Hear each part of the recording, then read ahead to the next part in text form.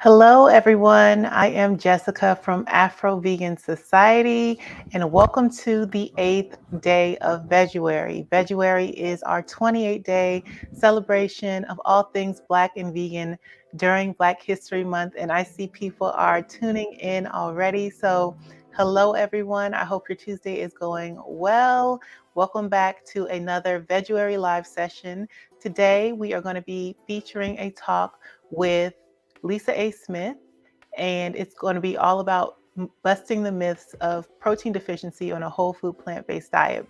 But before we bring her on in just a moment, we are going to be doing a giveaway today. So Trade Street Jam Company is going to be giving away a sampler of jams and sauces to one very lucky winner that we're going to be selecting during today's live broadcast. So to enter, go ahead and type in hashtag Veguary and write where you're watching from and what is your favorite protein source that is plant-based. And if you don't know any yet, keep watching. You may learn about some new plant-based protein sources from Lisa during today's presentation, but I will give you a couple more calls to action just to remember to type in your favorite plant-based protein source and hashtag Veguary to be entered to win, and we will select a winner at the end of today's event. So today's session is hosted or sponsored by a very special sponsor, and that is the Black Health Academy. So I'm going to show you the website right now.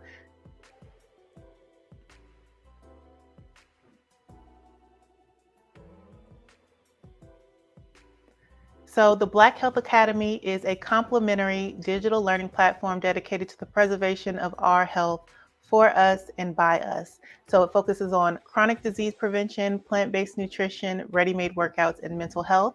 And this is our speakers company. Lisa A. Smith is the creator of the Black Health Academy.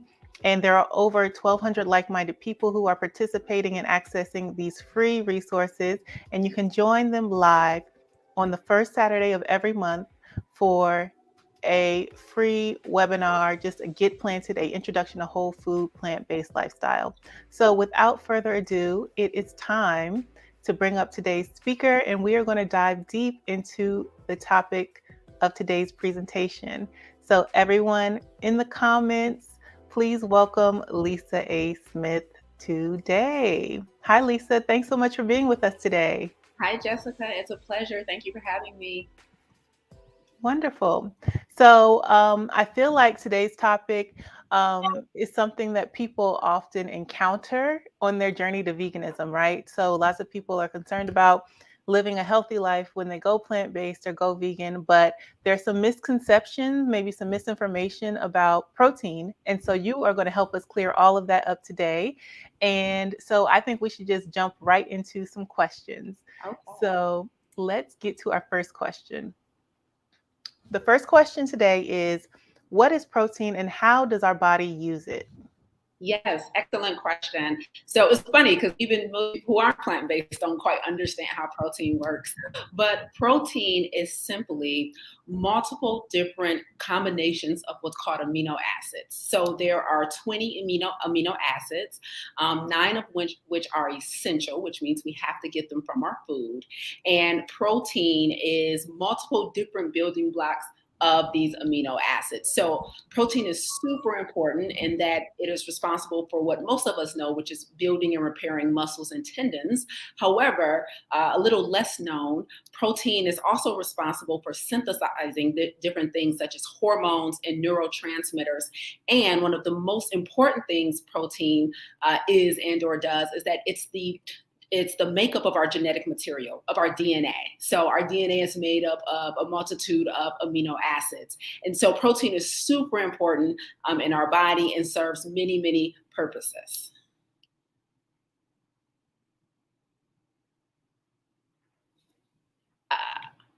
We can't hear you, Jessica, or at least I can't.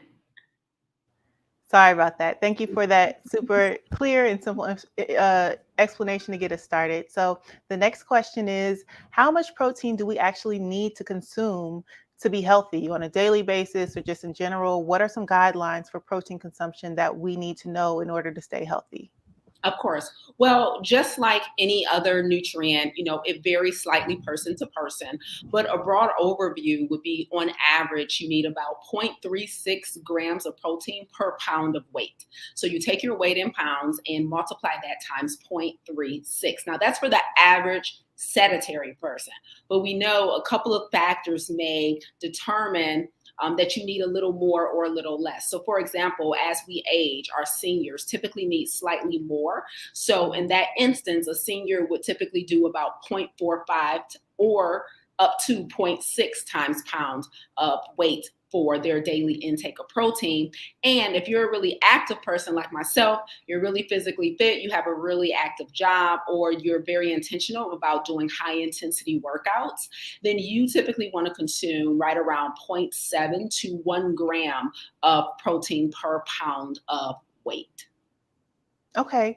And that is a very clear technical explanation of it. But in general, like, is that difficult to do? Like, do I have to do math to get in enough protein every day?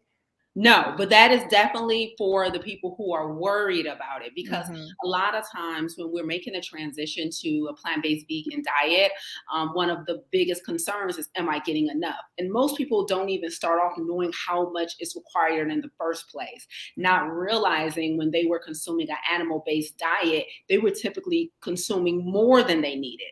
But when you switch over to a plant-based diet, sometimes it could feel like you're not getting enough because you're so used to eating an exponential amount of animal products, getting much more than you were required. So to avoid a protein deficiency, and just for those people who are maybe like me and are into the details and the black and white of it all, it's a good idea at least to do the math one time to know roughly what your targets are to make you feel a little more comfortable. That explanation makes perfect sense to me. So, our next question, I think, kind of builds off of what we were saying when we first started the talk today. But people who go vegan are often concerned about getting the correct nutrients from their diet. So, is protein deficiency something that we should be concerned about in general? No, absolutely not. Protein deficiency is not something we should be concerned about, whether we're plant-based or not. But specifically for those of us who are a whole food plant, following a whole food plant-based lifestyle, protein deficiency is extremely, extremely rare. We typically see protein deficiencies in cases with individuals who have overall caloric deficiency, Mm. meaning they're approaching a place of actually starving or starvation mode, basically completely malnourished. But getting protein from whole plant-based sources is really, really easy, really viable, doesn't require supplements. It's just that historically, or culturally, should I say, we put protein, which is one of the three macronutrients, on a pedestal. And part of that reason is because it is the makeup of our DNA, of our genetic material. And so protein translated in Latin actually translates to of high importance. So over the years, when it was discovered many, many years ago that it was the makeup of our DNA, we begin to prioritize it. And so now, as a culture, we believe protein is typically more important than the other two macronutrients, which is carbs and fats. But it's not. It actually should only make up, protein should actually only make up about 25 to 30% of our daily caloric intake. Most of our diet, most of our plate, should I say, should be made up of carbohydrates. Okay. All right. So, my next question for you is, are there actually any negative effects of consuming too much protein? And what are some of those? 100%. Jessica, yes, there are absolutely negative effects of consuming too much protein. And I should say this goes for every vitamin and mineral and macro and micronutrient. So in this country, we tend to believe if a little bit is good, then a lot must be better. And that is 100% false. So just because something is good for you does not mean it's okay in excess amounts. And so this goes for protein as well. I'm sure you know, the organ in our body that is responsible for filtering and processing protein is the kidneys. And so what happens, in addition to protein, the kidneys are also responsible for filtering potassium and phosphorus. And if someone who has pre-existing kidney issues, kidney failure, chronic kidney disease, they have to be extremely, extremely cautious with the amount of protein that they consume. And so it's really important to note that while we need something, when we need something to live, it doesn't mean that excess amounts of it won't do damage. Just like, for example, a common deficiency is iron. But if we get too much iron, it actually increases our chances of having heart failure. So we have to stay within those safe ranges. And that's why it's good at least to know your numbers. That's really, really good to know. I think people hear about certain diseases like heart disease or kidney disease, but they don't necessarily know how their choices or lifestyle might be impacting their probability of potentially facing or developing some of those conditions. And so understanding that like over protein consumption, which I feel like a lot of people overconsume protein in the standard American diet, is linked to kidney disease is really, really insightful. You're right. And you know what, Jessica, just to piggyback on that a little bit, um, one of the common things that people believe, as we know, is that we need all of this protein, but it's important to note that all protein isn't created equal. So getting excess amounts is one thing, but the source that you get it from really matters. And so if you're getting the majority of your protein from animal-based sources, right, the meat, the poultry, the seafood, the dairy, the eggs, you're getting a lower quality protein, more acidic. So getting excess amounts from those animal-based sources actually increases your chances of, some chronic health challenges because of the acidity and the amount of mucus that comes with it. So the source of the protein matters quite a bit. Mm. Well, I think as we move through the questions, it's a good time to take a look at some of the comments and see who's here watching along with us, just so we can say hi, everyone. So Nola Nay says, welcome. Nola, thanks so much for tuning in today. Michelle Warren says, we love Lisa. So you got some fans in the crowd. Latonda says that her favorite protein is kale. And I think that that just goes back to what you're saying, that all foods contain some form of protein. And so most people don't automatically assume that kale is a great source of protein from the outset. But yeah, kale is delicious, and it's great to know you can get your protein there as well. Yes. Karen says, hey, Lisa. Hi, everybody. Thanks so much for tuning in. And then this is Karen again. She's tuning in from Chicago South suburbs, and her favorite source is peanut butter. Yes, straight up raw ground peanuts. Peanut butter is good. And especially when you're having natural peanut butter, I think I have a new appreciation for it versus like the Jiffy and stuff I might have grown up on. It's definitely a different experience. Definitely. Yes. All right. So moving into our next question. What, in addition to kale and lentils and peanuts, what are some sources of plant-based protein? Yeah. So there are, just like you just mentioned, Jessica, let me just reiterate this. No one food falls perfectly into one category. So I know we like to look at our plate and, sometimes, get really like detailed and micromanage our plate saying, okay, here's the protein, here's the fat, here's the carb. But, you have to remember, like we just mentioned, nut butters, right? A nut butter, some people consider it a fat, other people consider it a protein, and they're both right. Mm-hmm. So before I even list foods, I don't want you guys to think that, someone said kale, you can also get protein from there. Watermelon, you can also get protein from there, even though in our brains, we don't categorize it as a protein. So nothing falls perfectly into one place. But some of the best sources of protein on a whole food plant-based diet, guys, you got your seitan, which is vital wheat gluten, boasting like 25 grams per 3.5 ounces. Then you have your tofu, tempeh, and edamame, giving you roughly 12 to 20 grams for 3.5 ounces. Lentils are one of my crowd faves at 18 grams per cup. Beans, of course, are phenomenal, 15 grams per cup.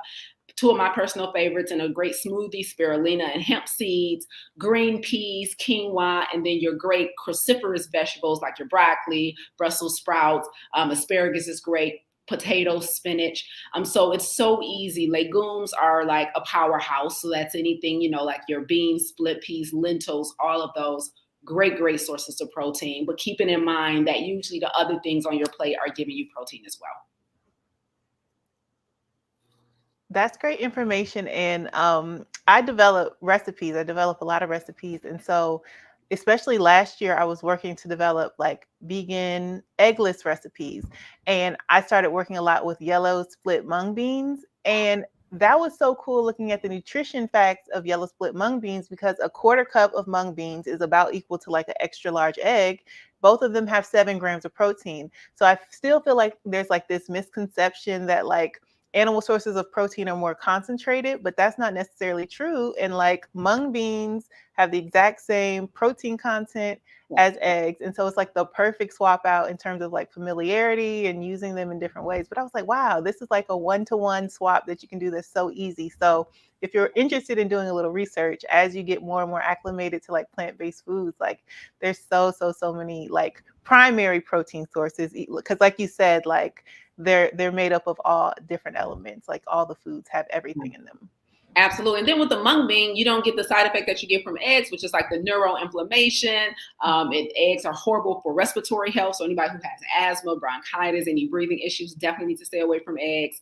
Anybody dealing with mood disorders like depression definitely need to stay away from eggs because of the neuroinflammatory response. So like we mentioned earlier, all protein sources are not created equal. So you want to get the cleanest ones, the ones that are not going to come with those side effects of inflammation and all of those other things. I also think when you were just talking about eggs, it was just making me think too that like people are willing to like, they think they're trying to make healthy choices, right? And so based off the most accessible information, they might think that free range eggs or eggs from a small farm are going to be cleaner and maybe you won't experience as many of those negative side effects from eating eggs. But it's like the the benefits are minute going Mhm. from like a conventionally produced like mass marketed egg to like a farm raised egg, and thinking about real clean protein sources. Like plants are as clean as they get, and like making the swap from like eggs to something like mung beans or tofu is like worlds away, you know? And Mhm. economically it's also way more affordable. It's Yeah, so much more affordable. And so there are so many benefits to looking at plant-based sources of protein over animal-based. I agree. In my plant-based coaching program, Farm to Table, we call that like the meat eaters elitist mindset. I used to be there too. Like I'm getting the farm raised, I'm getting the free range, I'm getting the organic version of this meat, of this animal product, not realizing that you're not doing much at all. Not a Yeah. very big difference at all. Yeah, absolutely. And so we want to thank everyone once again for tuning in with Afro-Vegan Society and Lisa today for today's Veguary Live. P is for protein, and we are debunking myths about protein deficiency on a whole food plant-based diet. And we want you to submit your questions as well. So if you have any questions, any pressing questions about protein, or maybe you're just tuning in and you don't know what we've talked about so far, drop your questions in the comments so that we can field them to Lisa and she can share her expertise and knowledge with all of us. And I also just want to remind people who may just be tuning in that we are also running a giveaway during this live. We will be selecting a winner at the very end of this giveaway today. And we are doing giveaway partnering with Trade Street Jam Company. So Trade Street Jam Company is a Black-owned brand, and they make these delicious plant-based jams and sauces for you to enjoy. So you will win a sample pack if you are chosen. We just have one prize today. So go ahead and type in your favorite source of plant-based protein and hashtag Veguary to be entered, and we will be randomly selecting a winner once this live concludes. And in that same vein, let's look at some more people's favorite sources of plant-based protein. Okay, so Courtney likes chickpeas. I love chickpeas too. Chickpeas are awesome. Oh yes, we definitely have some more chickpeas in the house. Michelle also is a friend of chickpeas. Oh, and Misty saw something helpful in what you said. She said, that's where I've been going wrong, categorizing food. Yes, trying to fit it into very strict categories of this is a protein, this is a fat. Everything is everything, and it's all about balance. Exactly. Exactly. Yes. Um, let's see. Dawn likes chickpeas and lentils. Yes, I feel like those are the go-to for so many people. What else? Black beans. I love some black beans. Black bean burgers, black bean dip, black bean soup. It's all delicious. And we also have another vote for kale and spinach. Leafy greens, I feel like that was a revelation to me when I first started learning that like leafy greens are a substantial source of plant protein. I was like, oh, so it's literally everywhere. So that's awesome. Okay, so we have a couple more questions, but like I said, also, if you have any insights, thoughts, comments, questions, submit your questions now. But we're going to get back into the questions that I have for Lisa, and then we'll get to you all next. All right, so the next question is, do you need to consume supplements or powders to get enough protein on a daily basis? What a phenomenal question. I'm pretty sure everyone knows by now I'm going to say no, but let me spend a little time talking about supplements just to reassure everyone, especially those of you who are making the transition to a whole food plant-based lifestyle and aren't really sure yet, or what we call it in my program Farm to Table, you're still plant curious, but you're not plant positive yet, right? So you're still not 100% sure that you can get everything you need to thrive on a whole food plant-based diet. When it comes to protein powders or supplements in general on a plant-based diet, one of our rules of thumb at the Black Health Academy is that you want to make data-driven decisions. That means you don't want to think that automatically taking animal products out of your diet results in a deficiency. If you believe you have a deficiency because something is presenting itself, then we encourage you to actually get blood work done. The last thing you want to do is go out and invest in some type of supplement and start taking something that you may not even need, right? And so if you do get blood work done and it's revealed that you do have a deficiency somewhere, the very first step, depending on the severity of the deficiency, is actually to turn to food. We have to remember that, supplements are just that. They're supplements. They're meant to supplement your plate. So first and foremost, make sure you're doing everything in your power to get it from the source. Because the issue with supplements is that, number one, they're not regulated, right? So myself or Jessica, we could throw a supplement on the shelf tomorrow by the Afro-Vegan Society and sell it to you. There's no oversight, right? We don't have to get approved by any big board, by the FDA, right? And so they're not regulated. And multiple studies have shown that the majority of supplements on the shelves don't contain what they actually purport to contain. So in order to avoid wasting money, and most of it just produces a placebo effect, meaning you take it so you automatically feel better because you think you're taking something to make you feel better. Just make data-driven decisions. So actually get labs done, blood work done when you start on this journey, or if you've been on this journey for a while, because most people don't even know, for example, with B12, our bodies store B12 for up to a year. So if you go vegan on Monday, you don't need to run out and get a B12 supplement on Tuesday. But also B12 is one of the most common deficiencies in America, whether someone is vegan or not. So it's very, very important to note that most people who are taking a protein supplement, protein powder, do not require it. It's very easy to meet your daily recommended amount through whole, real food. And the final thing I'll say about supplements, Jessica, is, supplements, because they've been chopped and screwed, you're not getting it from the source. We've basically disrupted the molecular structure of a food and turned it into a powder or a liquid, then added all these fillers and colorants. The bioavailability, i.e. how your body interacts with that supplement, how your body's attempt at absorbing nutrients from that supplement, is vastly different than how your body interacts with the real kale, the green pea, the quinoa, the lentils. Very different. So you want to eat food that is in its complete molecular structure, as close to its original form as possible. Because when man takes it in the lab, chops it up, screws it, mixes it up, processes it, it's very, very different. So typically, I hate to say it, when we take these supplements, these powders and these liquids and these drops and all this, we typically just have really expensive urine.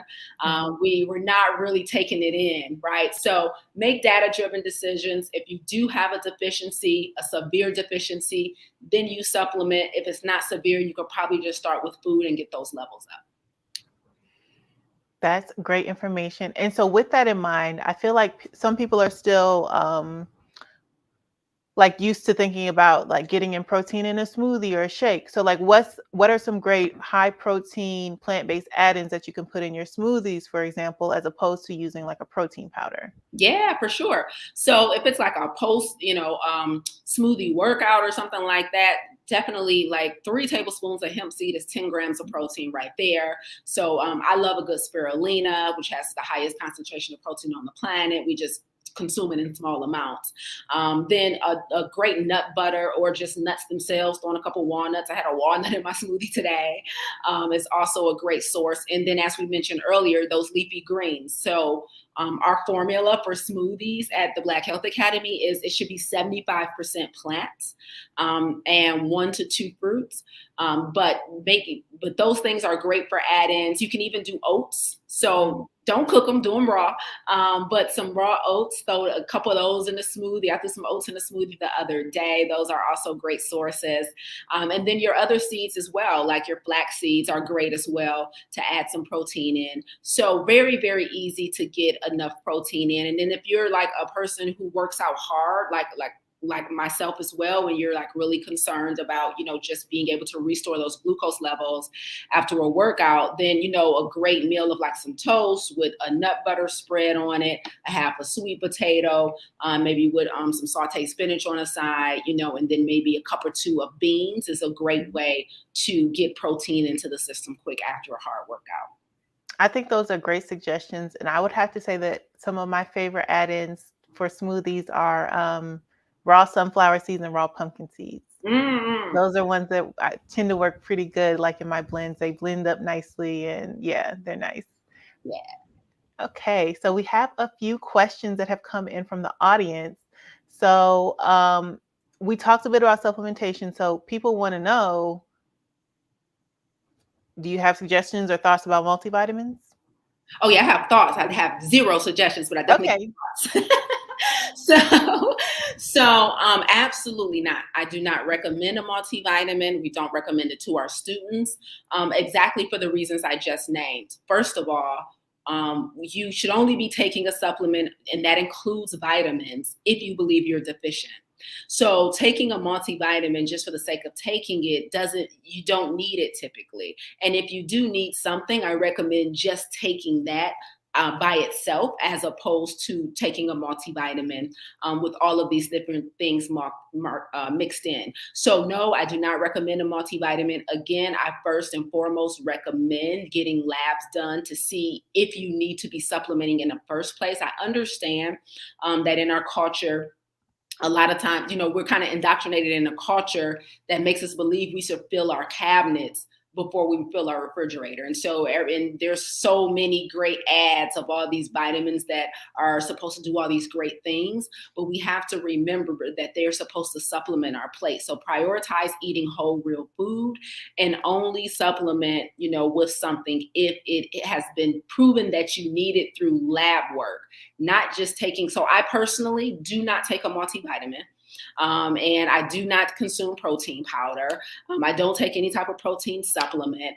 Everything that I'm suggesting today is real things that I do. And I have a plant-based MD, get lab work done, and it's verified, that I don't need these things. So, and I've been a plant-based vegan for over 6 years. So really important to remember that don't feel, compelled or drawn to do what you see everyone else doing, or these great advertisements that make you feel like you're going to have a deficiency.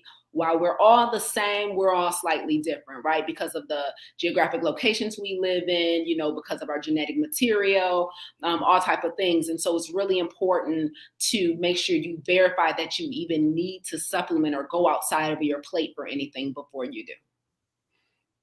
That is very, very insightful information. And then someone has a question specifically about you, Lisa.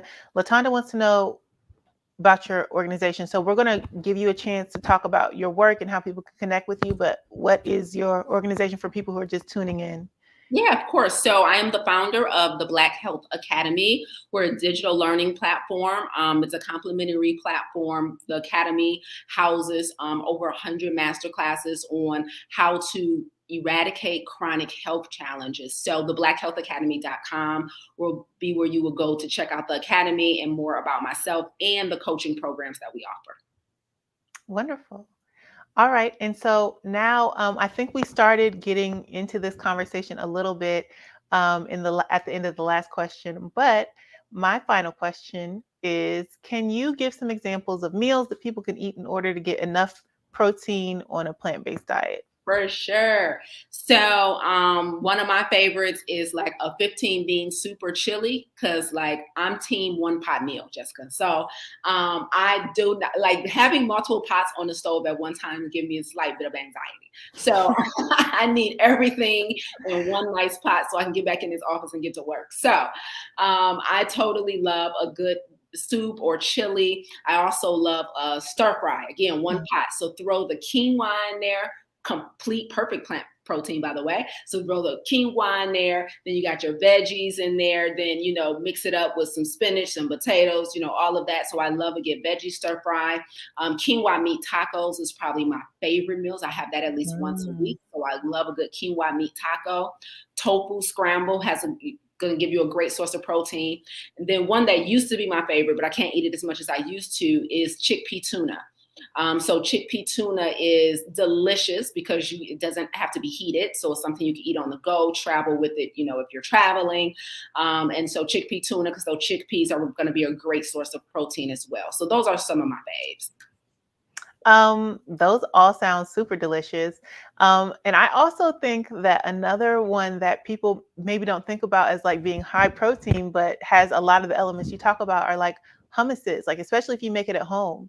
So if you're making like chickpeas and then tahini and then blending that up with spices and stuff, like that's probably a really excellent like high protein snack that you can enjoy. And you can swap out any type of bean too. So yeah, there's so many options. So just look at the food that's available, read the nutrition facts. You're going to see. I feel like what you've been describing throughout this is like when you're eating to satisfaction and you're focusing on whole plant foods.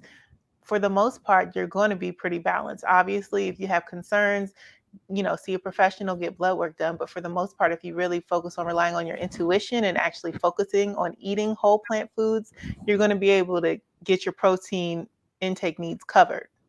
Oh, 100%. Absolutely right. And I think it's important to note that here we're talking about a whole food plant-based diet, very different from just a vegan diet, potentially very different from a vegan diet. You can be super healthy and vegan. We identify as vegan, but there is a way to be unhealthy and be vegan, just like there's a way to be unhealthy and be a carnivore, right?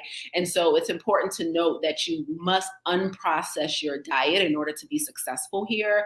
So avoiding those processed foods. And what we teach at the Black Health Academy is really an elevated version of a plant-based vegan lifestyle. So in our recipes and the things we teach, we actually teach a SOS-free diet as well. So eliminating salt, oil, and sugar, eliminating processed vegan foods, and eliminating supplements. And so because a lot of the students are academics, they are trying to alleviate some critical health challenge. So, if you're going plant-based, in order to eradicate some type of chronic health challenge, heart disease, diabetes, hypertension, obesity, constipation, gut issues, all of that, then even some things that are technically vegan are not going to be healthy for you, like the salt, oil, and sugar, and a lot of the processed packaged vegan foods. And so it's important to note that as well, that we're really speaking to today a whole food plant-based diet, meaning food is as close to its whole real form as possible in order to optimize your physical and mental health. That's wonderful information. So I want to take a quick moment here just to announce for anybody that's just tuning in that during today's live, Afro-Vegan Society is hosting a giveaway with the Trade Street Jam Company.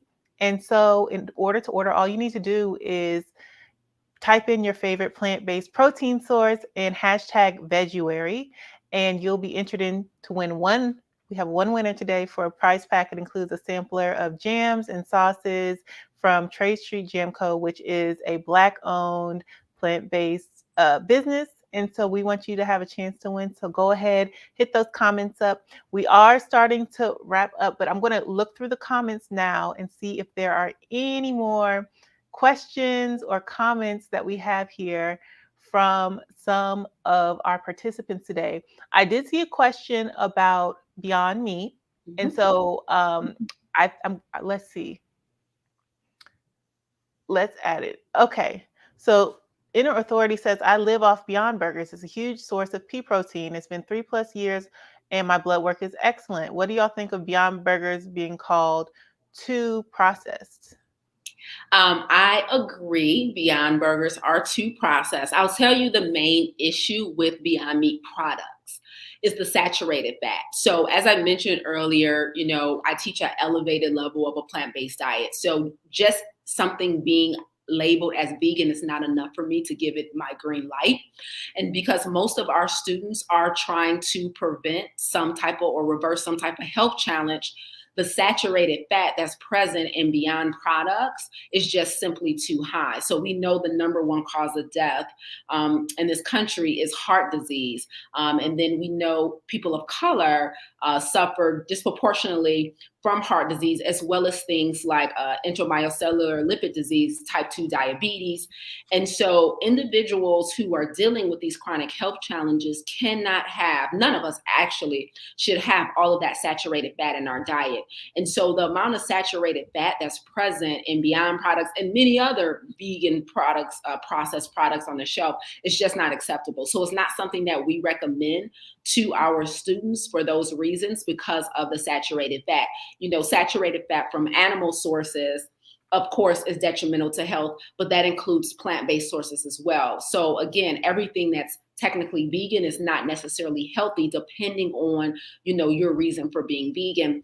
And so other things that include a lot of saturated fat, for example, is coconut oil and palm oil, right? So those are technically vegan, but the saturated fat is so high that it actually increases your chances of having some type of heart episode. So we don't recommend Beyond products.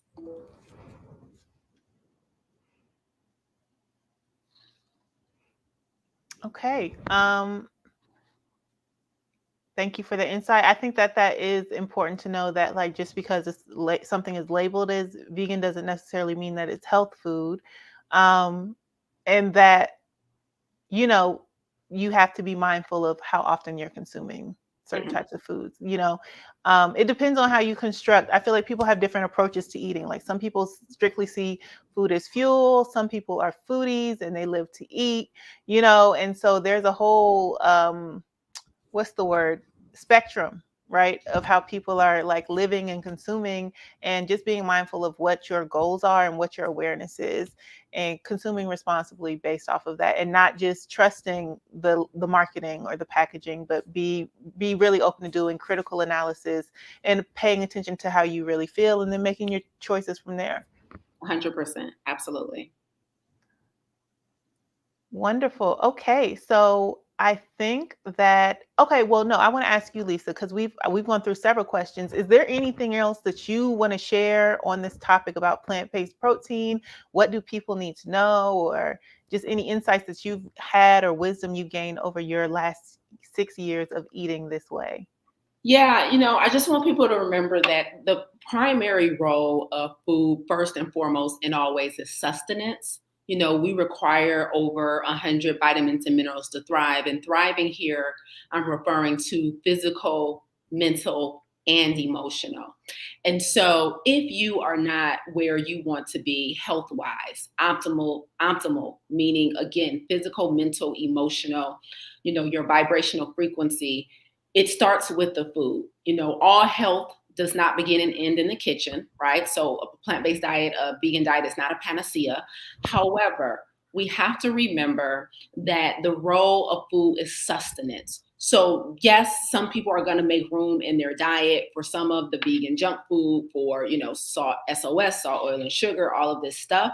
I'm not demonizing anybody who makes that choice. What I want you to do though is I want you to prioritize every day giving your body the raw materials it needs to thrive first. first, right? So be careful with, falling victim to emotional eating or falling victim to this language that we like to use, like, balance and everything in moderation.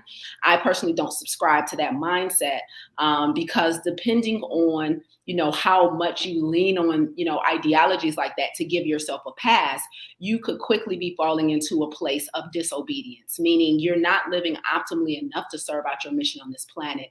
And so for me, when I tell my story about becoming a plant-based vegan, by far the biggest benefit that I gained was the way my brain worked, my cognitive functioning, my neurological functioning. And the level at which I want to contribute to this planet requires me to always be mentally sharp. And so I keep that in mind every single day. So, our hashtag at the Academy is plants every damn day, right? And so I prioritize, eating for optimal health over everything. And I want everyone else to do the same, because if you're not producing and contributing to society in the way that God intended you to, then you're being disobedient. And if you know your health is part of the cause for that, then I encourage you to get in alignment. Thank you for that. I feel convicted. I feel like very much, I'm very, I don't know about everyone, but I feel like a lot of us in the comments and watching today are definitely on this journey to like really optimize our lives and take advantage and be, step away from what we've known, how we've been socialized this far.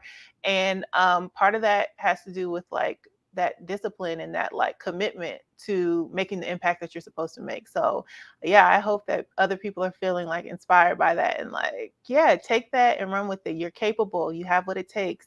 So yes, please, please take it. I think we missed one question. I don't want to miss anybody, but there weren't many. So somebody asked about hair loss. So do we have time, Jessica? Let me find it. Let me see if I can find that one. Here we go. Okay. Can hair loss be related to a vegan diet? So the answer is potentially yes, for sure. And this is why I highly, highly encourage you guys to get lab work done. So I know I had a situation where my hair stalled. So I wasn't losing hair, but it wasn't growing. It was just staying the same. And so my lab work revealed that I had a severe vitamin D deficiency. Part of the reason for my vitamin D deficiency was because I actually have a sun allergy. So, being dark skinned is one thing, living in the Midwest is one thing, but you add to that I'm literally allergic to the sun. So I break out in hives and everything. I have to wear sun protective clothing and everything. So I really avoid the sun. So my vitamin D was so severe. She said levels that low typically are seen in people with autoimmune disease. I was like, what? So I had to get prescription grade supplement of vitamin D that I had to take for like 12 weeks. And she, and after talking to my plant-based doctor, she said this probably could be the reason that, your hair has stalled with growing. So for me, it was a deficiency. And I would, highly recommend that you do the same thing. For some people, it might be something like zinc. It might be something, something along those lines. But get blood work done. And I have seen it in people before. So make sure you know what all your levels are first and foremost. Another thing I would recommend is getting food allergy testing done or food sensitivity testing done. The company that we use, my staff and my clients, we recommend Everlywell. And so this helped to highlight for me, for example, that I had a slight chickpea and lentil sensitivity, not an allergy. I can eat them, but I can't eat like a big bowl of chickpea tuna like I used to. So knowing what you may be sensitive to, because sometimes we have adult onset food sensitivities as your gut microbiome changes. So getting a food allergy sensitivity test done, and then also getting that an extensive blood work done to make sure all of your vitamin and mineral levels are adequate, and also not over supplementing again. Just because something is good for you doesn't mean you need to double down on it. Your body is only going to use what it can use and turn the rest into waste. So if you're constantly getting more of a vitamin and mineral than you need, you're actually overworking your liver and kidneys. Wow. Well, this has been such valuable information that you have shared with us today, Lisa. Thank you so much for being here with us. And thank you to everyone who has tuned in and participated in the conversation. If you're just tuning in or you had to pop in or out, this same link that you watch this video at is going to be available for replay once this live ends. So if you need to run that back, take some notes, if there's anything that you missed, you can watch this again and get all the knowledge that you can from it and inspiration. And with that said, Lisa, I feel like people are going to want to be able to wanting to connect with you and learn how to work with you. So can you tell people about, once again, who you are, your background, your work, and how people can connect with you and work with you? Absolutely. As we like to say, hashtag come get this health. So if you want to come get this health, I'm Lisa A. Smith. I am the founder of the Black Health Academy and the creator of 2 signature coaching programs, Farm to Table, as well as the other 23. So Farm to Table is my signature group coaching program for individuals who have uncontrolled chronic health challenges and want to utilize an elevated version of a plant-based diet to eradicate them. And then the other 23 is my plant-based nutrition and coaching certification for health professionals who want to learn how to integrate plant-based nutrition into their work, into their practice, in order to improve their clients' health outcomes. So you can check out both programs at theblackhealthacademy.com, or you can just join the Black Health Academy at no charge to you. I do a complimentary class every first Saturday of the month called Get Planted, an introduction to a whole food plant-based lifestyle. I've been teaching that class for 3 years. We always have a great time just helping you learn what you need to know in order to truly thrive on this lifestyle. So I would highly encourage you to follow me at Lisa Angel Smith. That's my whole name, the whole name, at Lisa Angel Smith.